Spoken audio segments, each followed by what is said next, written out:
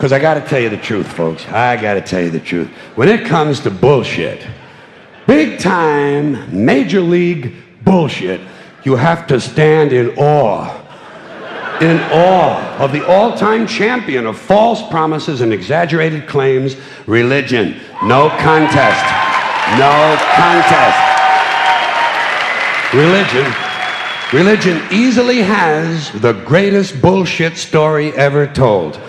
Think about it. Religion has actually convinced people that there's an invisible man living in the sky who watches everything you do every minute of every day.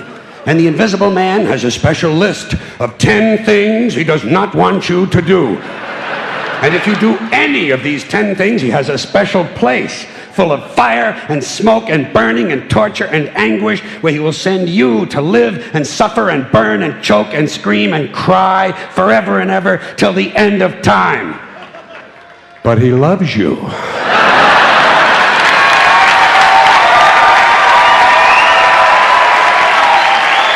Loves you. He loves you and he needs money. He always needs money. He's all powerful, all perfect, all knowing, and all wise. Somehow, just can't handle money. Religion takes in billions of dollars. They pay no taxes, and they always need a little more. Now, you talk about a good bullshit story. Holy shit.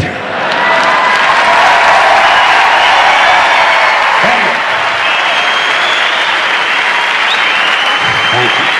But, thank you. Thank you very much. But I want you to know something. This is sincere. I want you to know, when it comes to believing in God, I really tried. I really tried. I tried to believe that there is a God who created each of us in his own image and likeness, loves us very much, and keeps a close eye on things. I really tried to believe that, but I gotta tell you, the longer you live, the more you look around, the more you realize something is fucked up. Something is wrong here. War, disease, death, destruction, hunger, filth, poverty, torture, crime, corruption, and the ice-capades. Something is definitely wrong. This is not good work. If this is the best God can do, I am not impressed. Results like these do not belong on the resume of a supreme being. This is the kind of shit you'd expect from an office temp with a bad attitude. And just between you and me, in any decently run universe, this guy would have been out on his all-powerful ass a long time ago. And by the way, I say this guy because I firmly believe, looking at these results, that if there is a God, it has to be a man. No woman could or would ever fuck things up like this.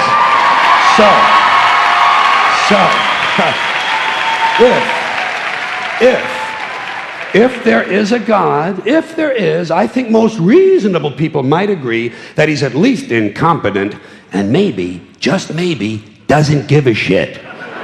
Doesn't give a shit, which I admire in a person and which would explain a lot of these bad results. So rather than be just another mindless religious robot, mindlessly and aimlessly and blindly believing that all of this is in the hands of some spooky, incompetent father figure who doesn't give a shit, I decided to look around for something else to worship, something I could really count on. And immediately, I thought of the sun. Happened like that. Overnight, I became a sun worshiper. Well, not overnight, you can't see the sun at night. But first thing the next morning, I became a sun worshiper. Several reasons. First of all, I can see the sun, okay? Yeah. Unlike some other gods I could mention, I can actually see the sun. I'm big on that. If I can see something, I don't know, kind of helps the credibility along, you know? So every day I can see the sun as it gives me everything I need: heat, light, food, flowers in the park, reflections on the lake, an occasional skin cancer, but hey, at least there are no crucifixions, and we're not setting people on fire simply because they don't agree with us. Sun worship is fairly simple. There's no mystery, no miracles, no pageantry, no one asks for money, there are no songs to learn, and we don't have a special building where we all gather once a week to compare clothing. And the best thing about the Son, it never tells me I'm unworthy. Doesn't tell me I'm a bad person who needs to be saved. Hadn't said an unkind word. Treats me fine. So I worship the Son. But I don't pray to the Son. Know why? I wouldn't presume on our friendship. It's not polite. I've often thought people treat God rather rudely, don't you? Asking trillions and trillions of prayers every day, asking and pleading and begging for favors. Do this, give me that, I need a new car, I want a better job. And most of this praying takes place on Sunday, his day off. It's not nice, and it's no way to treat a friend. But people do pray, and they pray for a lot of different things. You know, your sister needs an operation on her crotch. Your brother was arrested for defecating in a mall. But most of all, you'd really like to fuck that hot little redhead down at the convenience store. You know, the one with the eye patch and the club foot, huh? Can you pray for that? I think you'd have to. And I say, fine, pray for anything you want. Pray for anything. But what about the divine plan? Remember that? The divine plan. Long time ago, God made a divine plan. Gave it a lot of thought. Decided it was a good plan, put it into practice. And for billions and billions of years, the divine plan has been doing just fine.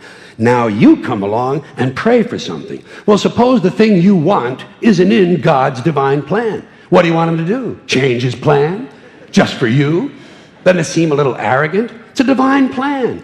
What's the use of being God if every rundown schmuck with a $2 prayer book can come along and fuck up your plan? And here's something else, another problem you might have. Suppose your prayers aren't answered. What do you say? Well, it's God's will. Thy will be done. Fine. But if it's God's will and he's going to do what he wants to anyway, why the fuck bother praying in the first place? Seems like a big waste of time to me. Couldn't you just skip the praying part and go right to his will? It's all very confusing. So to get around a lot of this, I decided to worship the Son. But, as I said, I don't pray to the Son. You know who I pray to? Joe Pesci. Joe Pesci. Joe Pesci. Two reasons. First of all, I think he's a good actor, okay? To me, that counts. Second, he looks like a guy who can get things done. Joe Pesci doesn't fuck around. Doesn't fuck around. In fact, Joe Pesci came through on a couple of things that God was having trouble with. For years, I asked God to do something about my noisy neighbor with the barking dog. Joe Pesci straightened that cocksucker out with one visit. It's amazing what you can accomplish with a simple baseball bat. So I've been praying to Joe for about a year now, and I noticed something. I noticed that all the prayers I used to offer to God and all the prayers I now offer to Joe Pesci are being answered at about the same 50% rate. Half the time I get what I want, half the time I don't. Same as God, 50-50. Same as the four-leaf clover and the horseshoe, the wishing well and the rabbit's foot. Same as the mojo man. Same as the voodoo lady who tells you your fortune by squeezing the goat's testicles. It's all the same, 50-50. So just pick your superstition, sit back, make a wish, and enjoy yourself. And for those of you who look to the Bible for moral lessons and literary qualities, I might suggest a couple of other stories for you. You might want to look at The Three Little Pigs. That's a good one. Has a nice, happy ending. I'm sure you'll like that. Then there's Little Red Riding Hood, although it does have that X-rated part where the big bad wolf actually eats the grandmother, which I didn't care for, by the way. And finally, I've often always drawn a great deal of moral comfort from Humpty Dumpty. The part I like the best, all the king's horses and all the king's men couldn't put Humpty Dumpty back together again. That's because there is no Humpty Dumpty and there is no God. None, not one, no God, never was. In fact, I'm gonna put it this way. If there is a God, may he strike this audience dead. See, nothing happened. Nothing happened. Everybody's okay. All right? Tell you what.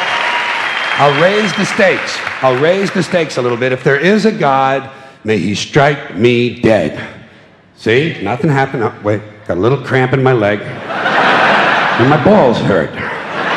Plus, I'm blind. I'm blind. Oh, now I'm okay again. Must have been Joe Pesci, huh? God bless Joe Pesci. Thank you all very much. Joe bless you. Thank you very much.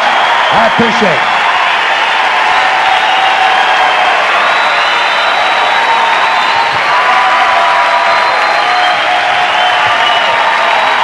Bye-bye. Have fun.